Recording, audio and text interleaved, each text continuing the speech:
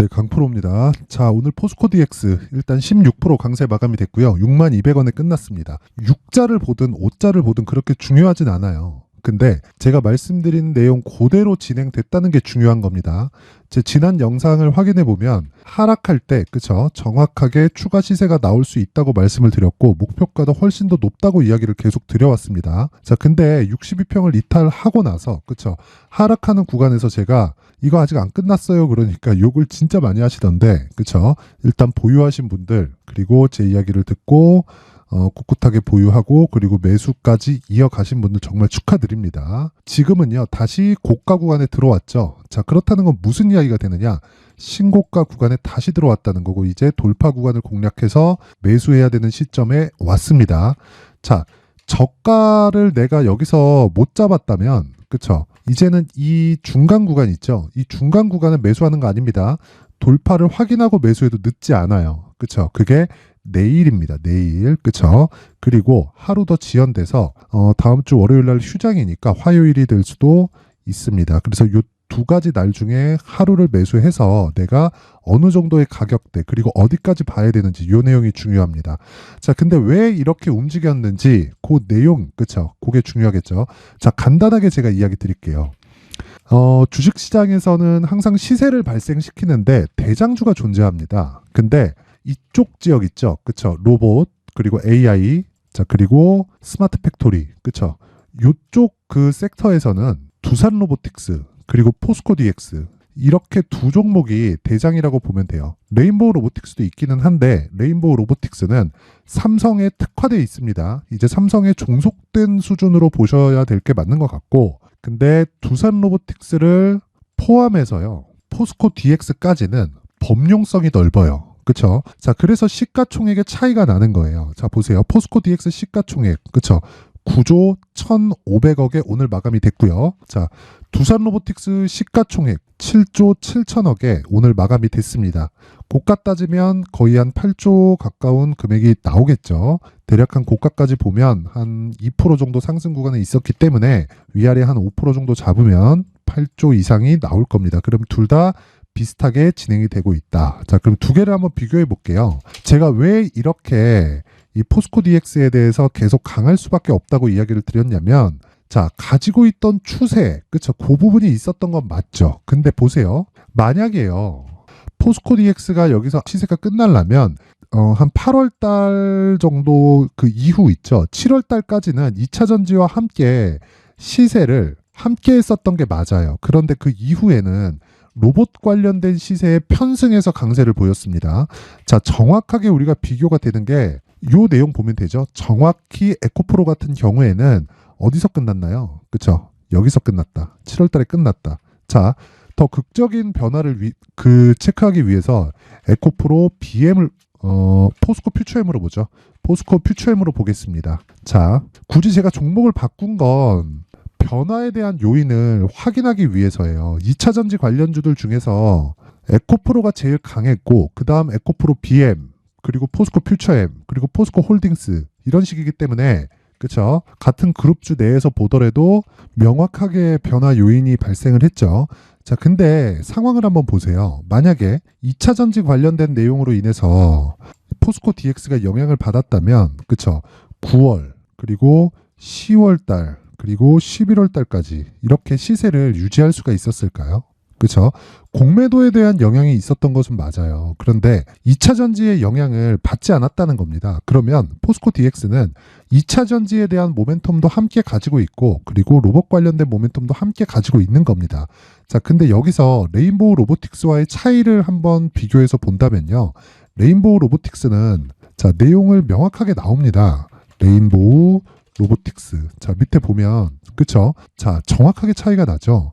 레인보우 로보틱스는 범용적이지 않은 거예요. 삼성 쪽으로 이제는 좀 특화되어 있다, 이렇게 보면 되고, 그 뒤에 내용을 보면 두산 로보틱스 같은 경우에는 현대차 쪽, 그쵸? 현대차 쪽하고도 지금 계약 체결이 완료됐고요.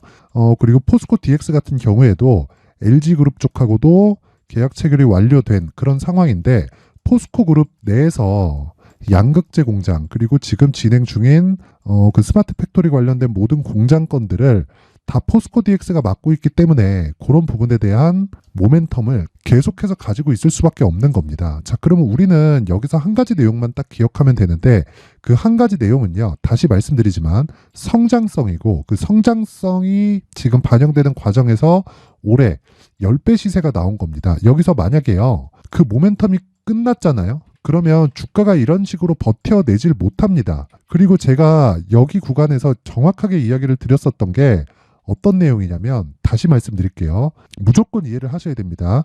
MSCI에 이 편입이 되면서 어떤 부분이 발생한 거예요. 한 가지 내용밖에 없어요. 패시브 자금이 들어왔다. 패시브 자금이 들어오면 무조건 들어오는 자금이기 때문에 그쪽에다 대고 차익 실현 매물이 나온 겁니다. 자, 그 차익 실현 매물이 오늘로써 어떻게 된 거예요? 확인이 된 거예요. 그쵸?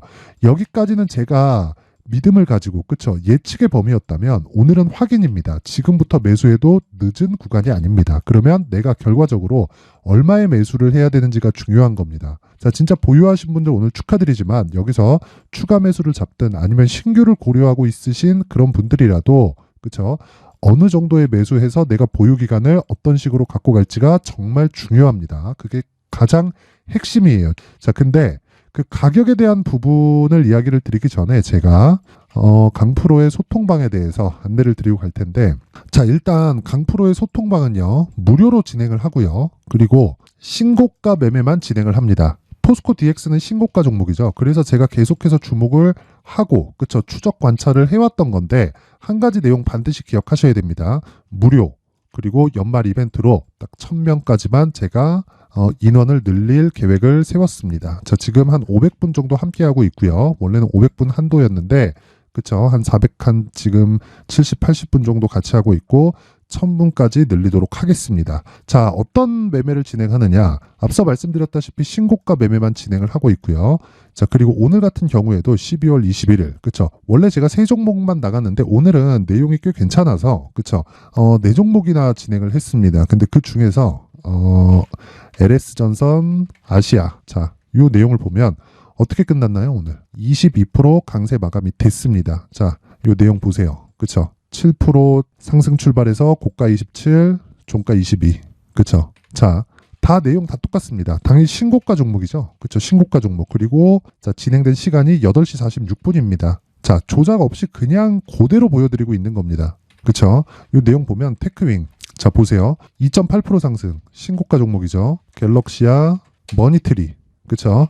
6% 상승. 당연히 신고가 종목입니다. 그쵸? 그리고 LS전선 아시아. 그리고 이월드. 자, 이월드 상승 마감은 했지만 고가 대비 좀 밀렸습니다. 근데 자, 정확하게 13% 출발 26%까지 강세폭을 키웠습니다. 다시 말씀드리지만 저는 스윙급의 매매만 진행을 하고 이 스윙 매매는 무조건 신고가로 진행을 하고요.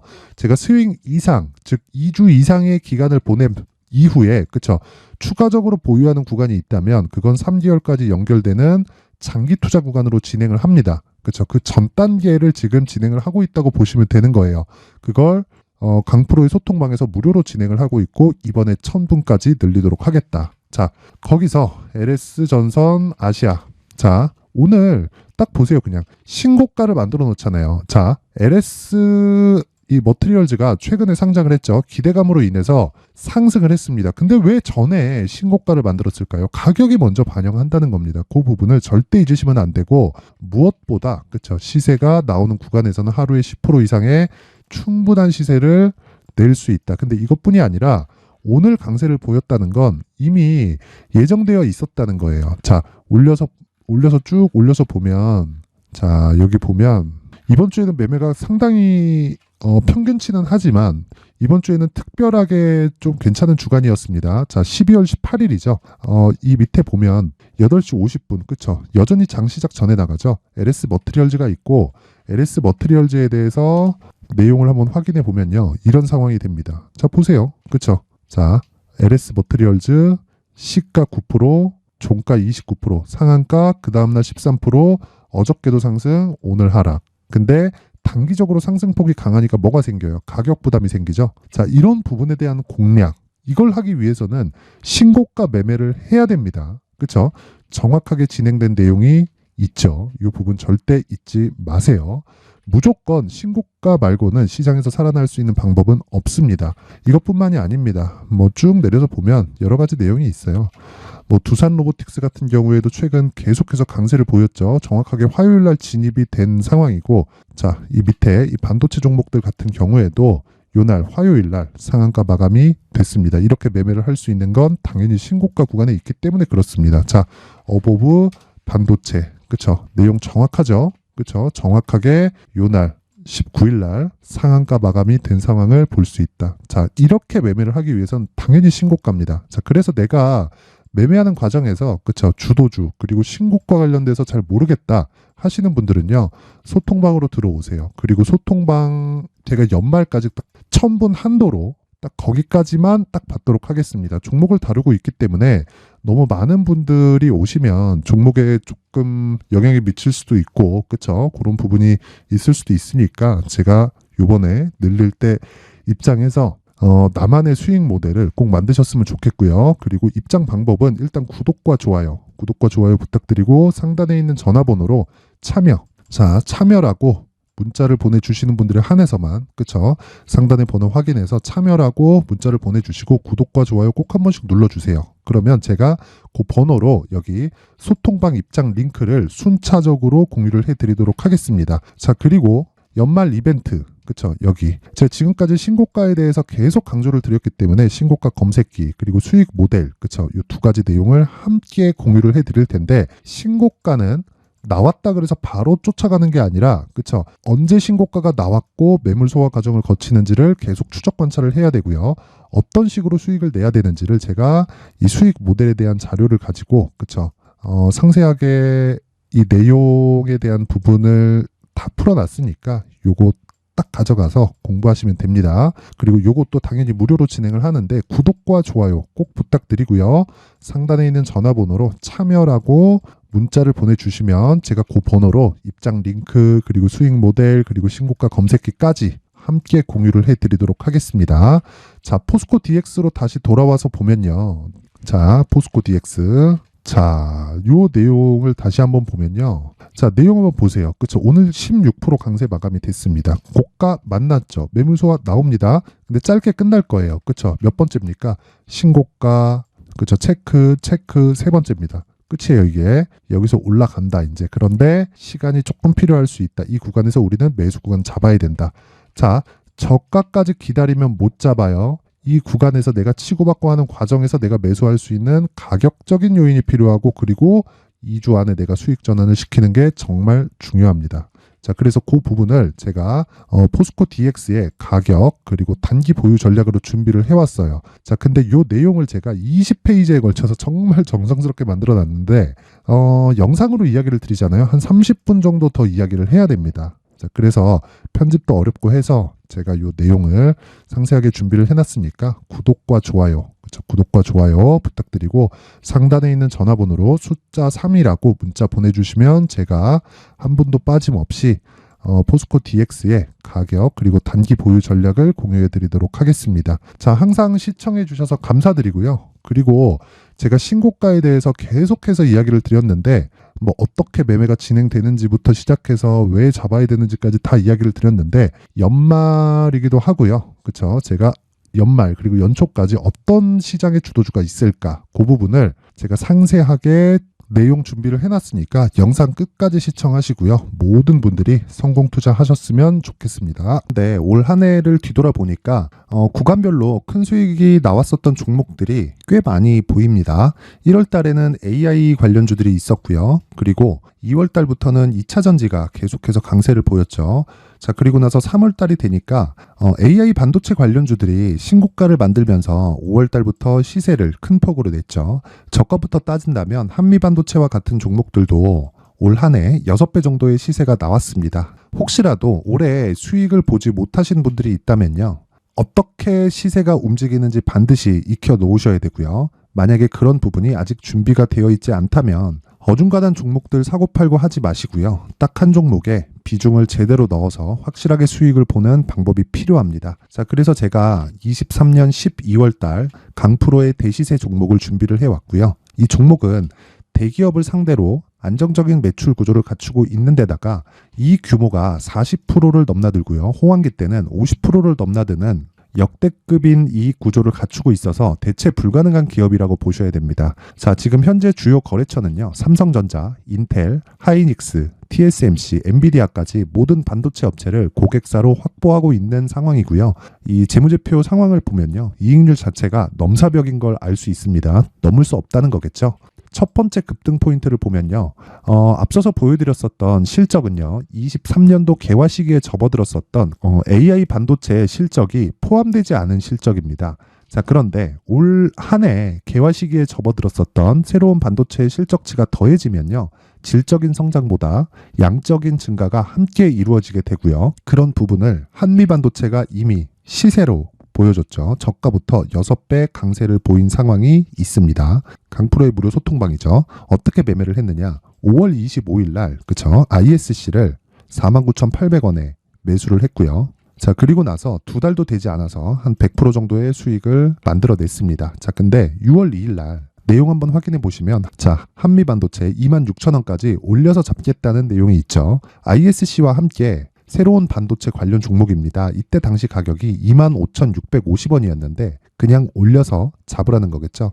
지금 현재 한미반도체 가격이 62,000원인 걸 본다면요. 항상 주가는요. 신고가 이후에 공략하는 것이 좋고 그랬을 때 단기간에 100% 수익이 가능한 구조를 만들 수 있습니다. ISC도 그렇고 한미반도체도 마찬가지예요. 당연히 에코프로도 마찬가지입니다. 두 번째 급등 포인트를 보면요. 자, 개인용 PC를 비롯해서 서버, 클라우드, 그리고 우리가 사용하는 스마트폰까지 기본적인 PC 구조와 동일하고요. 새로운 반도체의 구조도 동일한 구조를 갖추고 있습니다. 자, 근데 한미 반도체의 상승 이유도요. 이러한 구조가 동일하게 진행되기 때문이고 이 구조는 절대로 바뀔 수가 없습니다. 11월 달에 새로운 뉴스가 나왔습니다. 자, 온 디바이스까지 더해지면 비메모리의 사용처는 계속해서 증가할 것은 너무 당연한 이야기고요.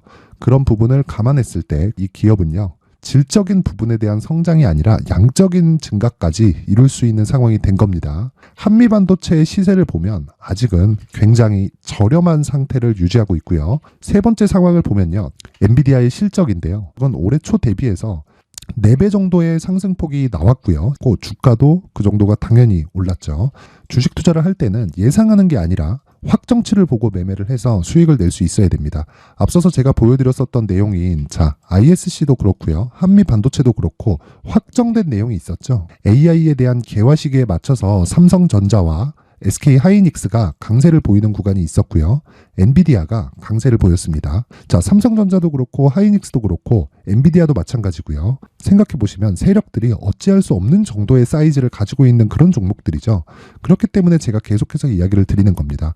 확인하는 데는 확정치가 필요하다고요. 엔비디아 실적만큼 확실한 재료가 있을까요? 엔비디아의 실적의 증가세는요. 앞으로 다가올 AI 반도체의 수요 증가가 있을 수밖에 없다는 거고 그리고 그에 맞춰서 단가는 폭증하고 있는 상황인 게 엔비디아의 실적을 보면 알 수 있고요. 그리고 삼성전자와 SK 하이닉스로 연결이 되고요. 그래서 한미반도체가 올라온 그런 상황입니다. 한미반도체만큼 추가적으로 상승할 수 있는 종목이 있다는 게 하이닉스를 포함해서 삼성전자의 시세 그리고 엔비디아의 실적을 보면 알 수 있고요. 그래서 준비한 4분기 대시세 종목 내년 초까지 강세를 보일 수 있는 종목을 준비를 해왔습니다. 어렵게 생각하지 마시고요. 기본적으로 신고가 구간에 있는 종목이기 때문에 하락에 대한 저항성은 충분히 갖춰져 있는 종목이고 이미 시세가 시작이 됐습니다. 자, 무엇보다 중요한 건 얼마에 사는 걸 텐데 제가 그런 부분까지 상세하게 준비를 해놨으니까 영상 상단에 있는 전화번호로 대시세라고 문자를 보내주시는 분들에 한해서만 무료로 공개를 하도록 하겠습니다. 매매하는 과정에서 수익이 잘 안 난다 하시는 분들은 이 종목 딱 받아가서 큰 수익 내셨으면 좋겠습니다.